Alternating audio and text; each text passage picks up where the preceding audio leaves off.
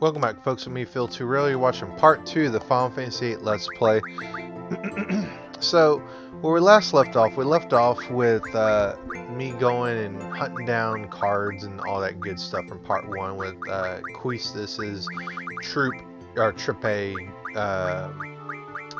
groupie number 1, whatever their title is. But I'm just showing you off some of the cards I got. Iron Giants, Malboros, Elenols. Elenols are the things that you really want to hunt for if you want to get Squall's ultimate weapon by the end of the first disc. And by the end of the first disc, I mean, if you played the original PlayStation 1 version of this game, the game had 4 discs that you had that made the entire game. And having the ultimate weapon of Squall by the end of disc 1, it's kind of like a bragging right in a way. But in a way, it's also, you spent a lot of time to get that weapon because you're trying to get a lot of Elenols to make the pulse ammo to make Squall's weapon. But I'm going back to the library to go see if there's another scene with the girl with the pigtails. Because again, I did mention this in the last part, but when you talk to that girl with the pigtails, it will unlock some more dialogue between her and a character we're about to get called Zell. And Zell, he gets a nifty item from this girl with the pigtails. It helps him unlock one of his limit breaks. And while you can really buy that book once you get another Guardian Force, it is kind of neat to watch the dialogue between them throughout the game. I don't complete the side quests. I just do enough to just get a little bit of dialogue. But if you want to figure out like what to do, you can always look at the Final Fantasy Wikia for Zell's love side quest. And there's even some stuff in that side quest I didn't even know about. But that's neither here nor there. Let's go ahead and fast forward and get to Squall's dormitory. That way we can change and do our mission. So we're going to change and all that good stuff. And then from there, we can begin our mission in the Dollet Dukedom, which is where the seed field exam is. So make sure that you are ready for this. You have, magic stockpiled and all that. I will say though, the Dollet section, not initially, but the bosses, I feel the difficulty kind of ramps up a bit. And so, that all said, Quistis is letting us know who our teammates are. One of our teammates is Zell, and Zell is going to be one of my permanent party members. As long as I'm allowed to have him, I'm pretty much going to keep him, unless I just decide not to use him, which is kind of rare. But Zell is one of my favorite characters in the game, hands down. I like his Mike Tyson tattoo, and how can you say no to that face? But but Zell has a very broken limit break, if you know how to abuse it. The infamous Punch Rush Booyah combo is pretty strong in Final Fantasy, especially in the late game once you have Meltdown and then you have Zell's strength maxed out. If you're very good with inputs with Zell's limit break, which we'll talk about that next whenever Zell's limit break shows up, but he has probably the most busted limit break if you got very quick fingers and you're good with timing. And Cypher is going to be our squad leader, so you can imagine how well that's going to go with him and Squall. And also Zell doesn't really like Cypher either, because he's a bit of a jerk. He's a bit of a bully and a teaser when it comes to Zell. So the disciplinary committee's over here walking, and yeah, even the music stopped. So Quistis wishes him good luck, and Cypher really hates it when people wishes him good luck, and he makes the comment of save those words for a bad student who needs them. And then of course Quistis takes that to heart, and she says, "Good luck, Cypher." And Cypher doesn't like that very much, so he's going to put her on his list. And the list, I'm absolutely sure, is not a hit list of any sort of kind. It's probably just a list for people he just does not like. So we're Squad B, and then we're going to get introduced to Headmaster Sid, who's like, "Is everyone here?" Which, Sid in Final Fantasy, you need to have a Cid in every single Final Fantasy in some way, shape, or form. But Cid in this game is the principal or headmaster of Balam Garden, and he's talking about how victory, life and death, all this goes hand in hand with being a seed.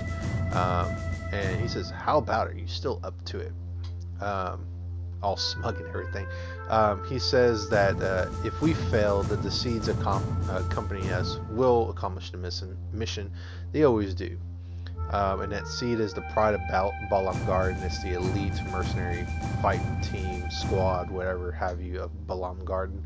So, see, Sid's just, letting you know, like, hey, if this is the life you want, make sure you know what you want to do, because, it's an elite special fighting force. So, that all said, let's go ahead and get out here and start our mission. So we're going to going the way they did, that's not the way they went to go to the parking lot. Maybe they exit that way. It says, like, it's the other way, folks. But, but yeah, we're going to get in our vehicle, and then we're going to skirt, out of the parking lot. And then we're going to have a little bit of dialogue here with Cypher, Zell, and Squall. And Zell just really wants to be friends buddy with Squall. He's like, show me your gunblade, dude. He's like, just a peek. And Squall's just, giving him the cold shoulder. And calls him a Scrooge. And he's like, say something, will you? What's on your mind? He's like, nothing. One of his other catchphrases other than whatever. But Zell gets a little bit annoyed with that. He's going to start shadow boxing here. And it kind of looks like he's trying to punch Quistis right here. But of course, he gets annoyed with Squall. And this in turn is going to annoy Cypher. He tells him to quit that crap.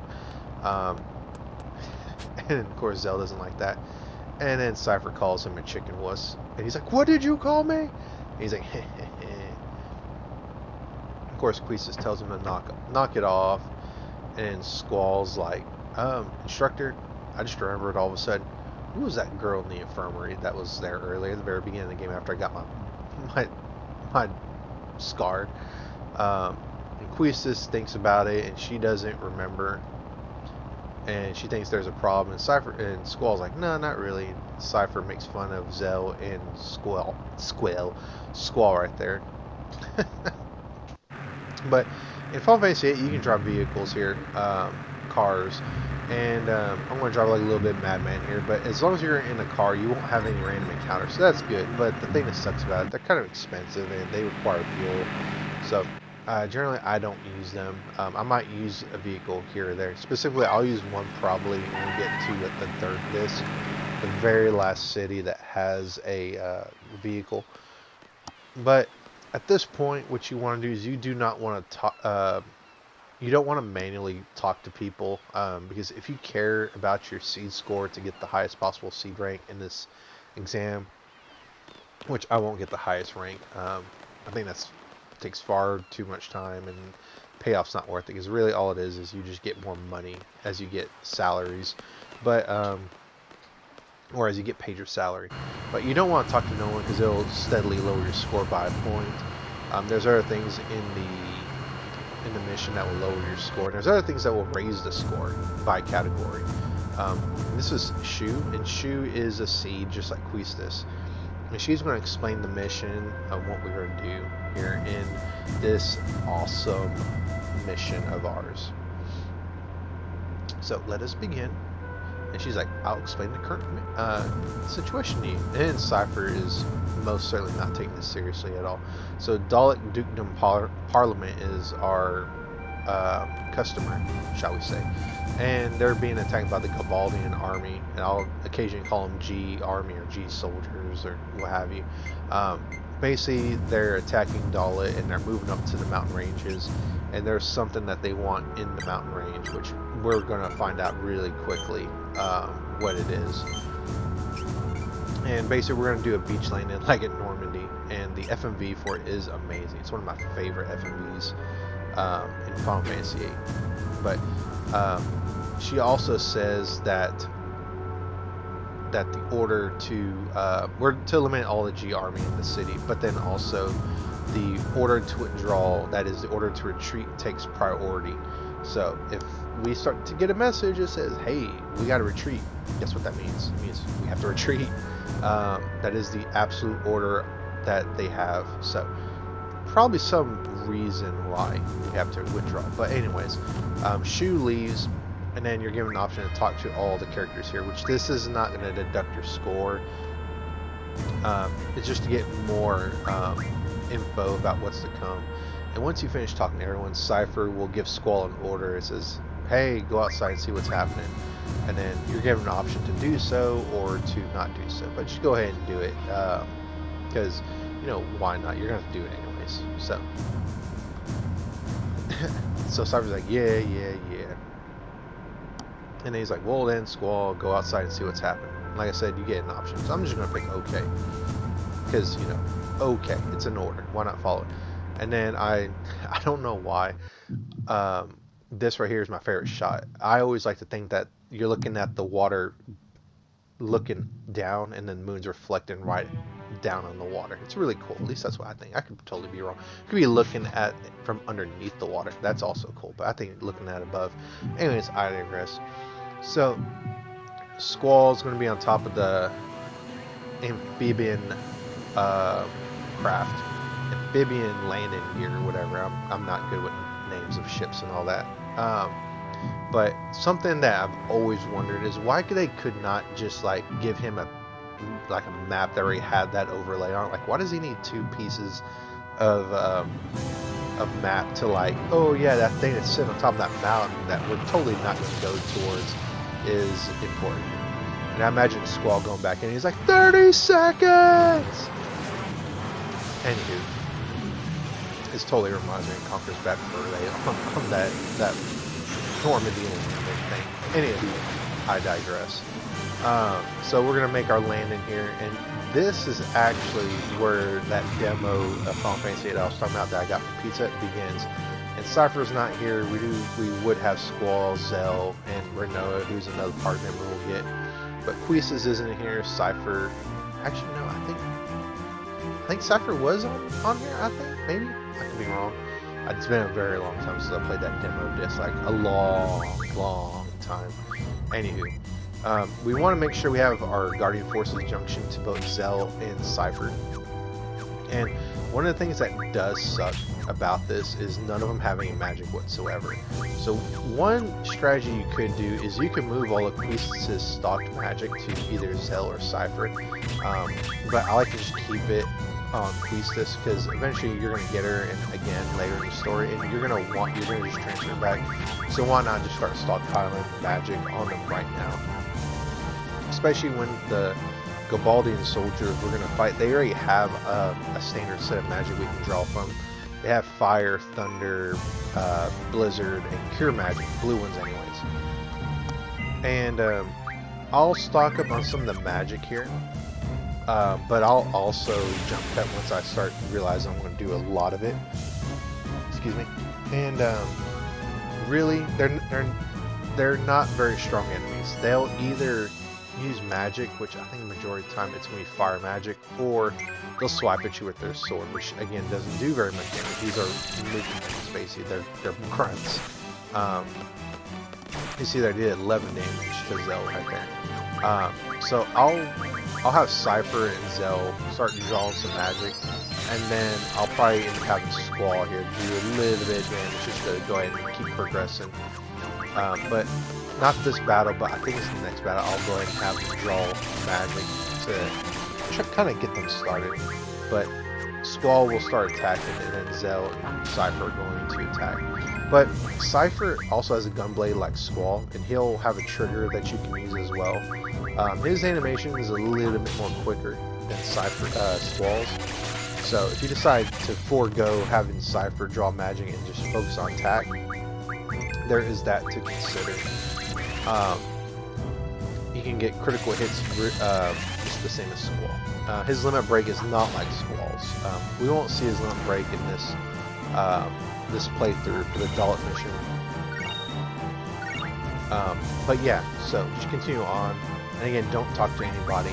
And then if you want to maximize your scroll, which is, I'm not going to do this, I believe you have to take out 75 to no, I think is it 75 or is it 70? I think it's 75 enemies. You have to take out with fight, where you know the attack command or the magic command. Guardian forces don't count for it, I don't think. So if you want to get any sort of extra points added to your final score for this seed mission, you have to either attack or use magic on the enemies to finish them off. So I don't personally like to do that because I like to keep my characters at a lower level because I like to maximize their stats later on. And this is one fight where I'm just going to stand and go ahead and draw a lot of magic. So it's going to go ahead and we're going to jump cut to where we already did that. So go ahead and take them out Squall. So we're done. I think I had them max out on, I want to say the fire magic and maybe their thunder magic. Thunder magic would be something I prioritize with Zell, since he has Ifrit. Mainly because there's a boss, the third boss that we fight here in Dollet. It's weak against thunder magic. And while you won't necessarily need to kill it, it does help to have a lot of thunder magic on one of your physical attackers. And something I do, because Zell sucks at drawing magic because he has such a low magic stat at the beginning of the game. I go ahead and give him Squall's magic, and I'll have Squall draw since Squall has a much better magic stat, especially since it has Squall's occult. But Zell's my physical attacker. Squall's kind of like my hybrid. He can do both, but I tend to leave Squall as my secondary physical attacker. And then my third character, which we'll get her later, it tends to be my main magic user. But we get another Galbadia soldier here, and this guy, he's just going to get wrecked. So just one against three, and two of them have gun blades, the other one has fists. I wonder how well this is going to turn out for him. But yeah, so we're going to go ahead and have Cypher and Zell draw magic, like I said, and we're going to have Squall just go ahead and attack. Or draw. But anywho, actually no, we're going to go ahead and have him. No, I think I want to go ahead and take him out here. I think I just want Squall to draw. I don't quite remember. But other things that include involving your score is you don't want to run away. If you run away, then you're going to lose points. There's other random things that will lower your score, and they normally involve the bosses, specifically the last boss when you run away, when you're trying to evacuate, because again, like I said, you have to evacuate at the end, because again, the order to withdraw takes precedence. And then also, when you escape, there's a time limit of 30 minutes, and then if you can get to the beach, I think before you get less than 25 minutes on the clock, you get a perfect score of 100 for that section. But we're going to go ahead and finish drawing some magic and have Squall take him out. So Squall's going to take him out, and then we get the so that's always nice. So that's done. We get a potion, we get some experience, we get some AP, and then Squall's like, I think that was all of them. So we're going to go back to the main I guess town square or town circle, because it is circle, it's not square. And Cypher is, of course, being a little bit bored. He's like, oh, guard duty, how boring. And this is the one section where you can talk to Cypher and you won't lose any points because you have to talk to him to advance the plot. And of course, Cypher's going to get more and more and more annoyed. And of course, you hear all this gunshot and artillery. I can never say that word right. Artillery in the background. And of course, Cypher hears it and he wants to go fight because, Cypher's kind of a warmonger. He just wants to fight. Or he's just very addicted to battle. That might be what a warmonger is as well. But time goes by, and then I don't know why it's very funny watching him like tap his gun blade on his shoulder right there. But even Zell's getting a little bit annoyed with waiting. He's pacing back and forth. And of course, Cypher's like, I can't take it anymore. What is this, some kind of dog training? But we're going to see some Galbadian soldiers run into the mountains. And Cypher's like, huh, maybe we should go over there. Because the enemy's over there, so why not take out the enemy? After all, we're supposed to take out the enemy. At least I imagine that's what Cypher's thinking. And Squall, being a little bit eager to test his training is going to be all the willing to agree with Cypher, even though he does not really like Cypher that much. And they look up and they see a tower in the background. That's where our next target's going to be. Even Cypher says it, our next destination. At least it's not our final destination. That was a bad pun. I'm sorry. We're not playing Crash Bandicoot 2. But Squall says he stands by his captain's orders. And Cypher thinks, oh man, you want to be my buddy now? He's like, you want to wreck some havoc too? And Squall's like, it's just a good opportunity to test my training. Thanks to him, he thinks he can take on anyone, even if they fight dirty. And Cypher's like, you'll thank me when the time comes, kid. And Zell's like, I thought y'all didn't get along. Now you're all buddy-buddy. And then Zell's trying to be the voice of reason. And of course, Cypher is going to goad him and say, well, you're just trying to be a Boy Scout, and you're just a chicken wuss. And of course, Cypher being the squad leader, they're going to listen and follow him into battle. So we're going to follow him, we're going to get to a bridge. And as in the last part, if we get any duplicate formations, I'm just going to go ahead and cut it out. I do get into a fight here on the bridge, but it was just against two Galbadian soldiers. So we already seen that formation earlier, so I don't see any need to repeat it. But I'm going to go ahead and rearrange my magic. And one thing about Cypher is after we get to the top of the mountain where the tower is, we're going to lose him for the rest of the game. He's not going to be a playable character anymore. And that's not to say, hey, don't draw magic with him, because the magic you do draw with him somehow transfers to the new character that's going to replace him. I don't know how that works, but go ahead and draw magic with Cypher so that new character has magic for us to use.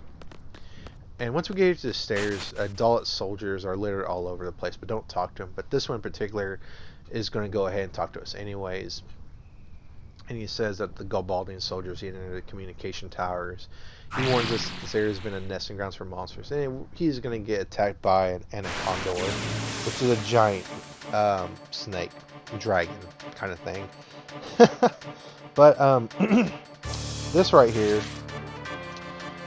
is it can be a kind of dangerous enemy if you're not prepared for the mid-level to higher level versions of it. This one, not very difficult at all.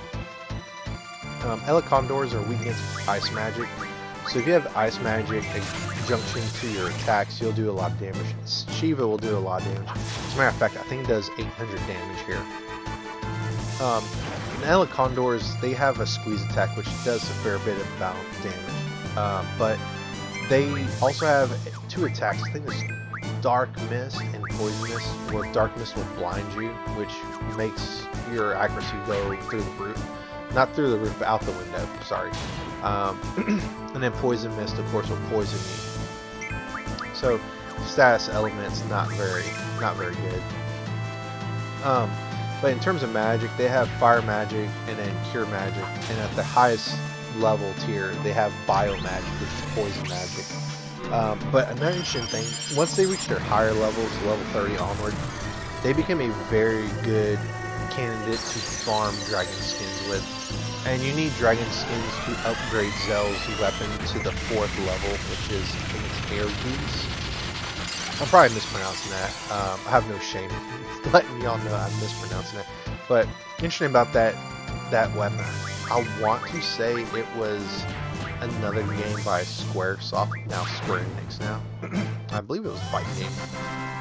But that's the end of that fight, and we get a lot of experience. And it's something, and we got an Anaconda card too. But something interesting that Cypher says is whoever takes out the last enemy, or whoever takes out an enemy with attacks or magic, I think it's both attack and magic, they'll get a little bit boosted amount of experience. So that's something to consider. But again, in Final Fantasy VIII, you kind of want to stick to not leveling your characters as much as possible. If you want to do low-level runs, or if you want to min-max your characters as much as possible with some of the Guardian Force abilities we'll get later.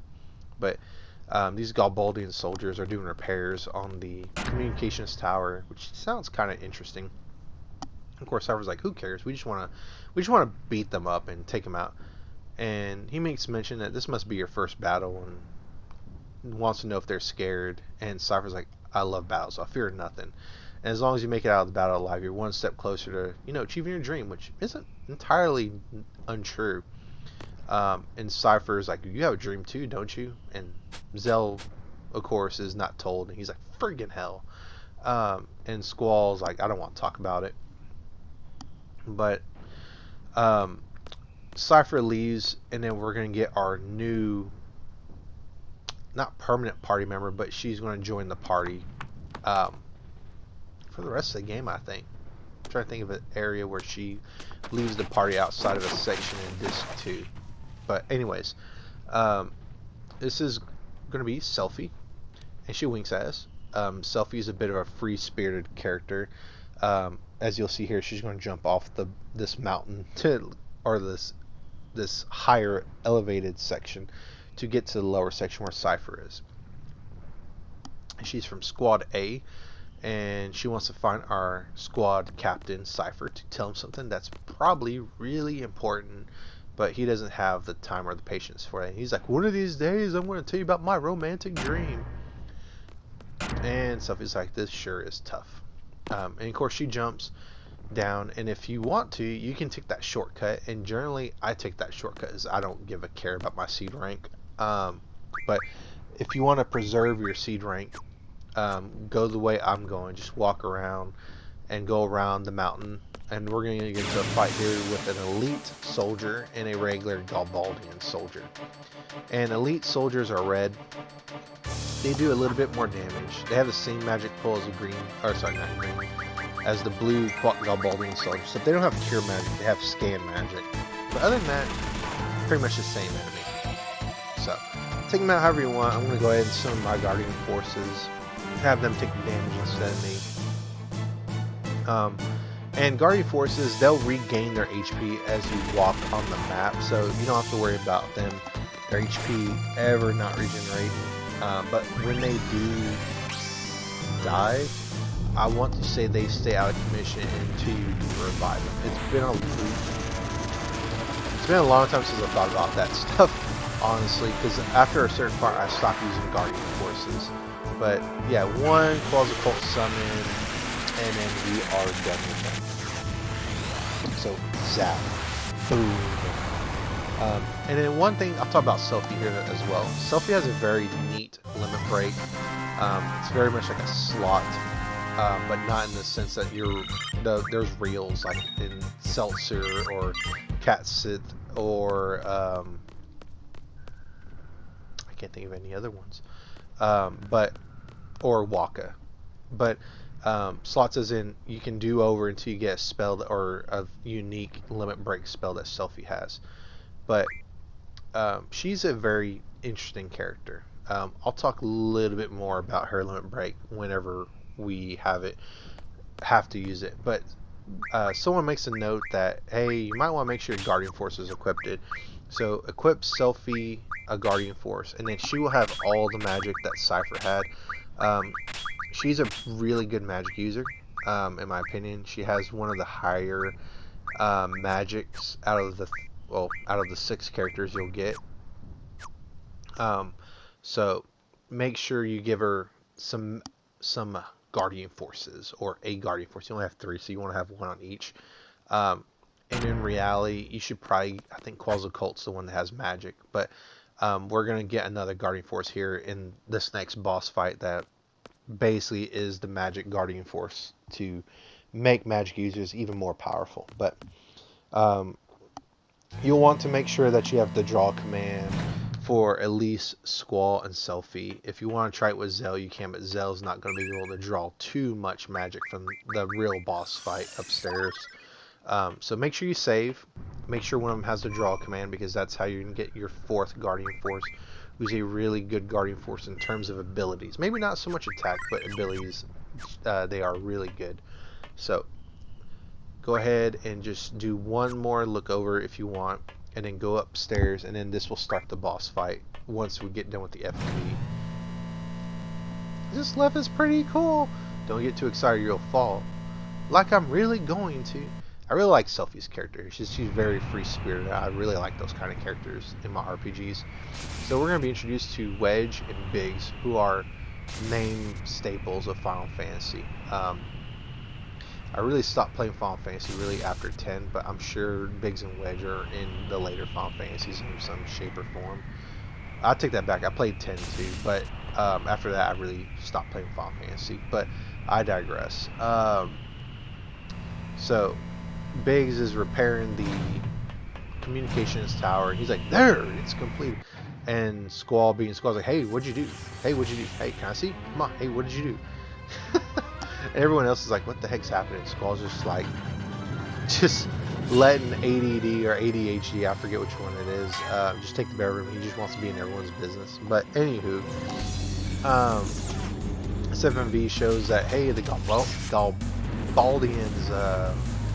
force army is repairing the communications tower. So this giant antenna is going to pop out, and everyone's going to be super confused. Which I still really like this FMV.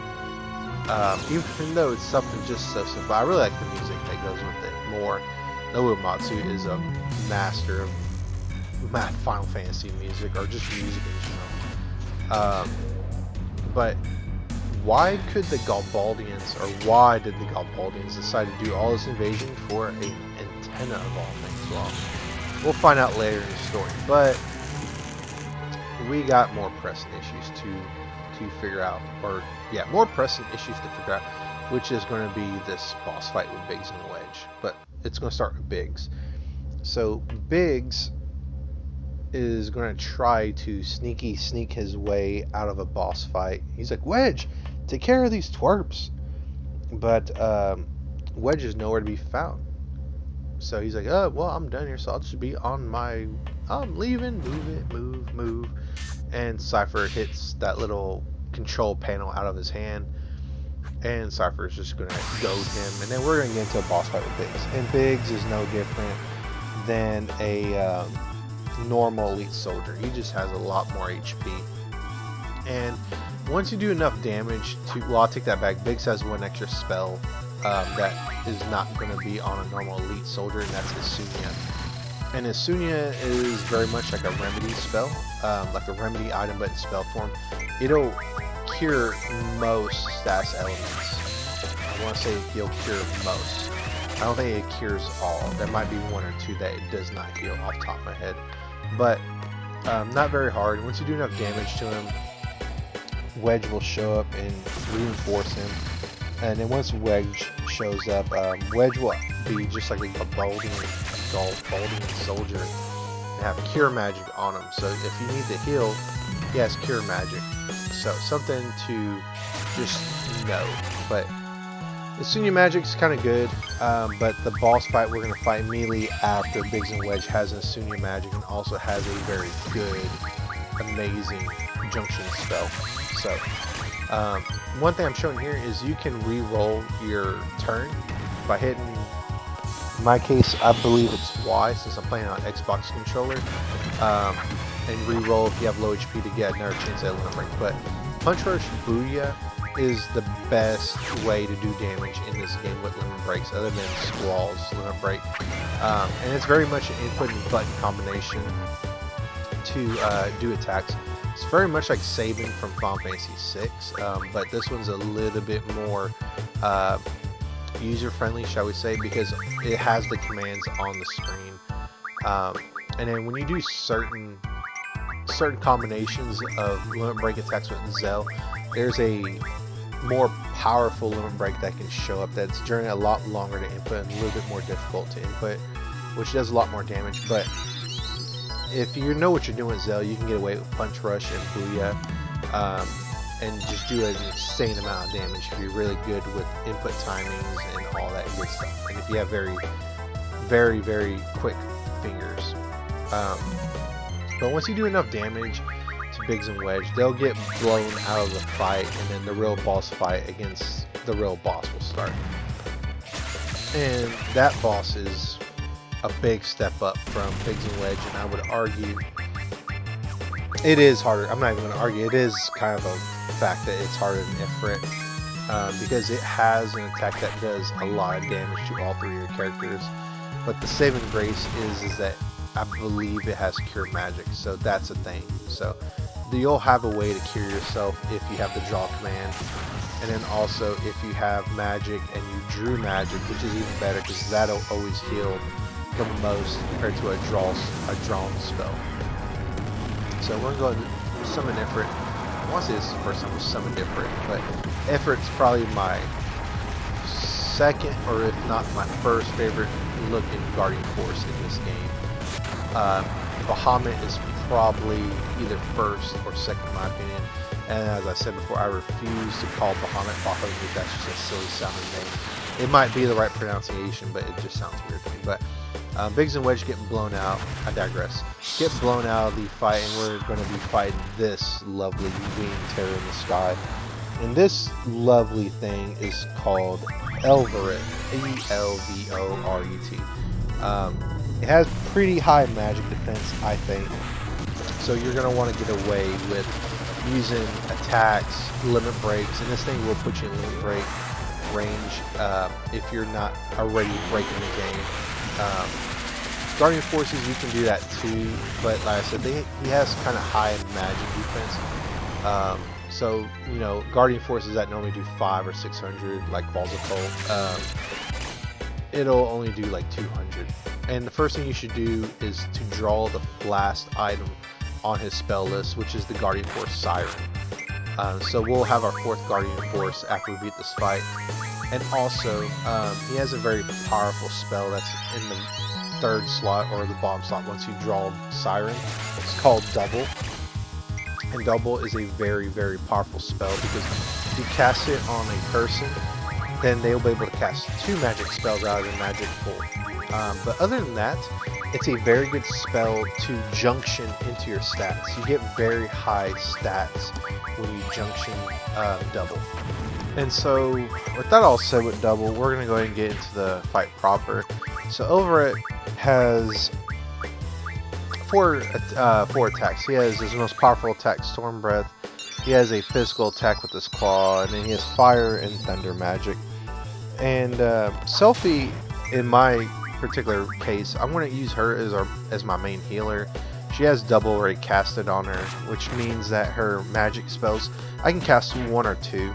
So I can just double up on Cure Magic and cure 2 people that are low, or I could cast both those cure spells to potentially, well, in this case, heal them all the way back to maximum HP. And Squall and Zell are going to be my main damage dealer. Zell there is going to do 100 per attack, and then Squall is going to do some physical attacks, but then Squall is also going to be my main damage dealer because of his limit break, Renzo Kuken. And something, I may have mentioned it before in the last part, or earlier this part, but if you get a character that's really low on HP and they get into yellow and they haven't gotten their limit break to show, because limit breaks again show when you have low HP on your attack, you just got to hit right and hit confirm. But you can keep on refreshing the command selection screen by hitting triangle on a PlayStation controller or Y on an Xbox controller. And every time you do that, it re-rolls the command slot or command box. So if you're really low on HP and you don't get limit break, you can press again for another shot to get it there. And this essentially can break the game because you could put all your party members in yellow, have them all use limit breaks, and then take out the enemy really quickly. Especially in Squall's case, Zell's case, Queestus' case with Degenerator. I think it's the name of it. I don't think it's Disintegrator. I think it's Degenerator. And then Irvin as well when we get him. But it's a very risk versus reward thing because again, you're on low HP, and then you could potentially get knocked out if you do it with all 3 of your characters. But there's also a spell that even further breaks this with letting you be able to use limit breaks whenever you want, essentially. But we won't get that till we don't get a very reliable supply until the end of this stream. But Renzo Koken right here, this is a unique Renzo Koken for Squall and Elvoret. Squall's Renzo Koken can have very unique animations depending on the boss. Elvoret's the first of these, and I'll try to show them off for the bosses that do have them. There's a couple I don't get. I think I think off the top of my head, I think 2 of them I don't get. But Squall, I believe in this one he does, let's see, 1, 2, 3, 4, 5, and then 6 guaranteed hits. And then at the end of Renzo Kuken, he has a chance to do a finishing attack. In this case, it's Rough Divide. His finishing attacks are Rough Divide, Faded Circle, Blasting Zone, and the amazing Lionheart attack. They each have a chance of activating, provided the weapon he has equipped allows him to do it. So it's Squall's most basic weapon, Revolver. He only gets Rough Divide, which is a pretty strong finishing attack. It's about like 1.5 times or 1.3 times stronger than his normal attack. So that's a very useful thing. And we're coming to the end of this fight because I remember when Squall, some of the Squalls of Quetzalcoatl, it'll finish off over it. So Zell's not going to get a chance to use duel, but that was me showing like how you can refresh the command to get Zell's limit break there. So again, if you have really low HP, you can do that. Spam the refresh command until you get the limit break command. So that is the end of this fight. So Quetzalcoatl or Quetzalcoatl, whatever it is, I think it's Quetzalcoatl. Now that I'm thinking about it, it's going to finish off Elverit. He's going to fall down, go boom, and we're going to get a lot of neat items. We're going to get 2 elixirs, 2 Kages, 3 G returners, I think, and a weapons monthly March magazine, which is how you can see new weapons that we can get. I think this one though, it just has the introduction weapons. It doesn't have anything really new on them, I think. But yeah, so we get like 14 or 16 AP, I think 14 AP. And Quetzalcoatl learns Card, and we can name Siren. I'm just gonna name Siren. And Selphie is going to let, Squall, let Cypher know that, hey, we have the order to withdraw. We gotta book it, man. And Cypher's a little bit mad, and Selphie's like, I'm just a messenger, bro. And Squall makes mention again that the order to withdraw takes priority above all else, and we have to assemble at the beach at 1900 hours. Which Cypher's like, that's 30 minutes that we gotta. We have to get down there in 30 minutes, otherwise we're getting left behind. And he just stomps right over Biggs, which is even funny. But we're going to go ahead and go. And now we're going to enter the last part of the seed exam, where it's going to... what you do here and how soon you get to that beach can drastically swing the score on your seed score. If you can get there within 5 minutes, before 25 is left on the clock. So if it goes 1 second past to 24:59, you're in the next bracket for that grading block. I'm going to go ahead and leave this fight in, and we'll talk a little bit more about the grading scale. And then there's other factors that can lower your score, and I mean just lower your score, not increase it. But there is a boss that we're going to have to run away from, as you saw Biggs summon a giant, what sounds like a giant mechanical monster. And so, yeah, that's it's going to be a bit of a bummer. But something you should do with Siren right away is make a decision, like, what do you want her to learn? I personally like her to learn magic plus 20%. Focus on that until I get magic bonus. And magic bonus, when it does, every time you level up, you get +1 your magic permanently for that character that has it equipped. So Selphie would be a good candidate for this.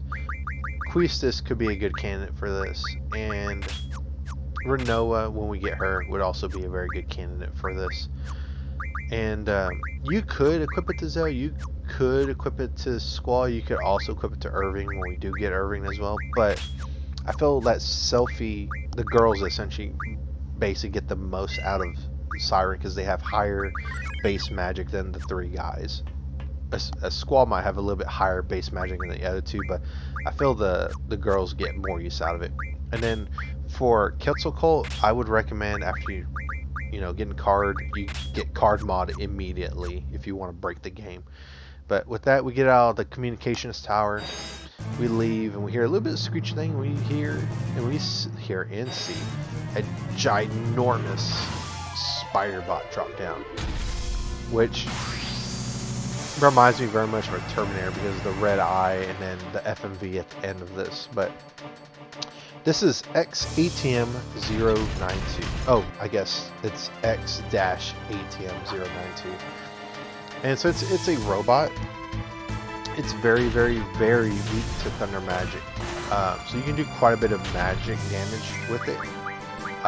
If you use Keltocolt and you were to like to use double and then on Selfie and then have her use thunder magic, it will hurt it quite a lot.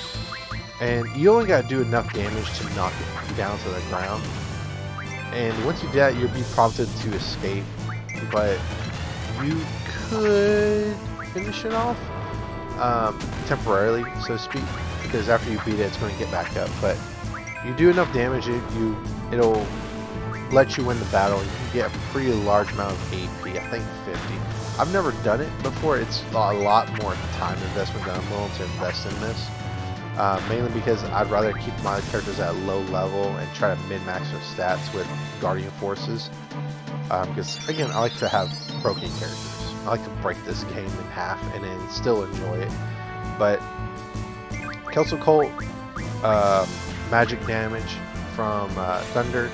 And then if you remember that you have Ifrit, you can junction Thunder Magic to your attacks, elemental attack, and do quite a bit more damage with regular attacks.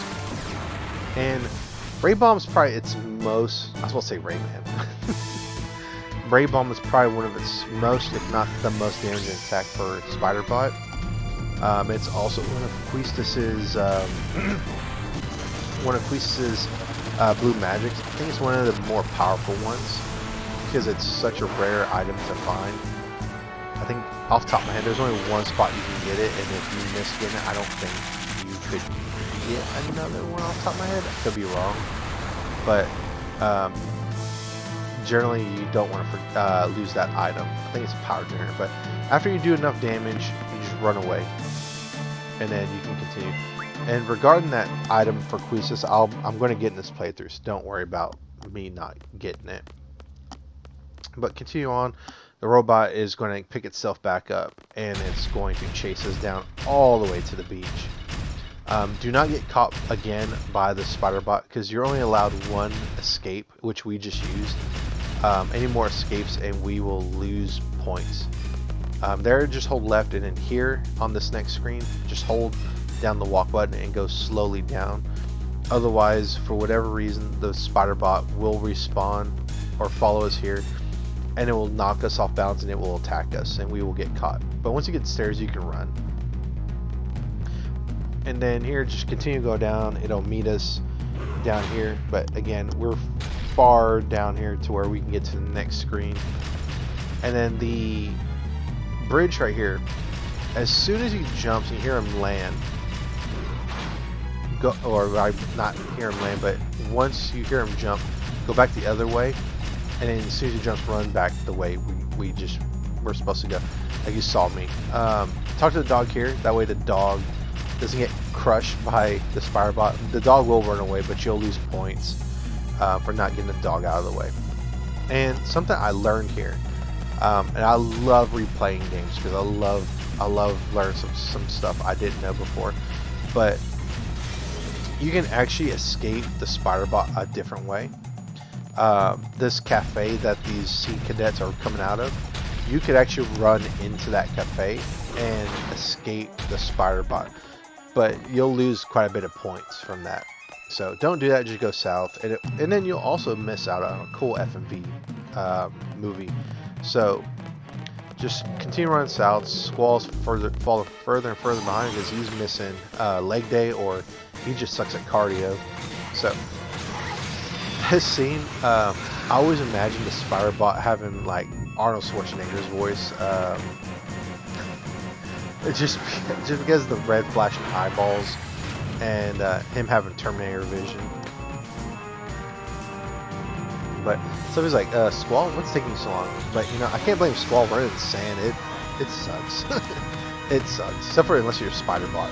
He's like, I'm going to get you. Wow, that's a horrible Arnold was. I'm going to get you. And Zell's like, come on! Come on! But Quisa is not going to have none of that. She's going to bust out the 50 cal, just start unloading everything into the spider bot because no one touches her price, dude. And I will say this scene also has some pretty bitter memories for me because I remember renting this for the first time after I found out about it, and when I got to this part of the game froze. The disc was so scratched up, and I could not continue the game. So yeah, that's not a very fun memory, but we're done with that. We're gonna be back at the town of Balam, and we're gonna Cypher is gonna be a bit of a butthole right here. Cypher! How'd it go? Man, all they did was get my way. Being a leader ain't easy. And Fujin's like safe, and Cypher's a little bit annoyed at that. And she's like, I'm sorry. But they're gonna go ahead and leave, and Quistis is gonna, you know, be like, good job, team. And then she's like, where's Cypher? And Squall's like, he's over there. But Quistis is going to go ahead and let us have some free time. Let us meander, buy some souvenirs, rest and recoup, and that sort of thing. But we're going to have to walk all the way back to the garden. But it's really not that big of a deal because we can just walk on the road and avoid enemy encounters. But Cypher is going to leave us behind. Because, you know, that's what Cypher does. Because he's, like Zell said, he's Mr. Ego. But we can do a few things here in Balam. One thing is we can go ahead into the inn and we could rest and recoup a little bit. But the reason I'm going in here is to read a magazine that's in the visitor room.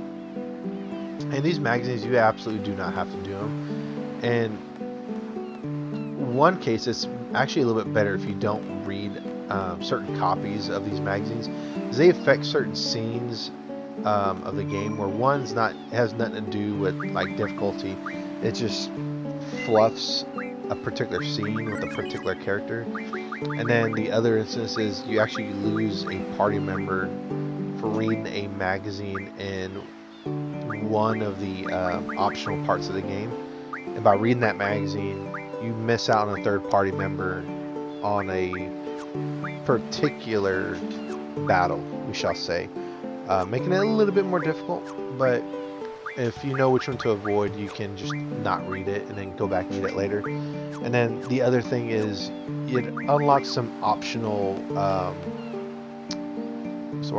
optional fluff in the game to learn a little bit about some areas of the game and that character. You probably wonder what character. Well, if you haven't played Final Fantasy VIII, you won't know the character, but this game has been out for almost, I think, over 20 years already. So you probably already know who I'm talking about. But this is Zell's mom, Ma, and Ma is going to glitch out because of the mods I have. But that's okay. She's totally not a hologram. We're going to try to go in Zell's room, and Zell's like, nah, man, you can't do that. My room's sacred. But you go here into the side kitchen. There's a little bit of a fake Timber Maniacs right here. And Timber Maniacs is the magazine, in case I forgot to say it earlier. But Ma has Zell's card, and she also carries quite a lot of higher level cards, the level 5 cards. So she carries Zell's card, and we want to get Zell's card. And so Zell's card has very strong vertical stats. It has mediocre horizontal stats. Its strongest stat is on the bottom. It's an A, I believe. The top is an 8, and then the sides are like middle stats. So if you go first, you're probably gonna lose a card to Zell, and then you just want to try to play defensively, taking cards as she throws them down, while staying super defensive. If you've already got Ifrit, Minimog, and Quistis' card, you're pretty stacked already to where you're gonna beat her if you play super defensively. Like right here, I got Zell's card on this. It was not my first try because I had cut out a lot of games in the middle of it.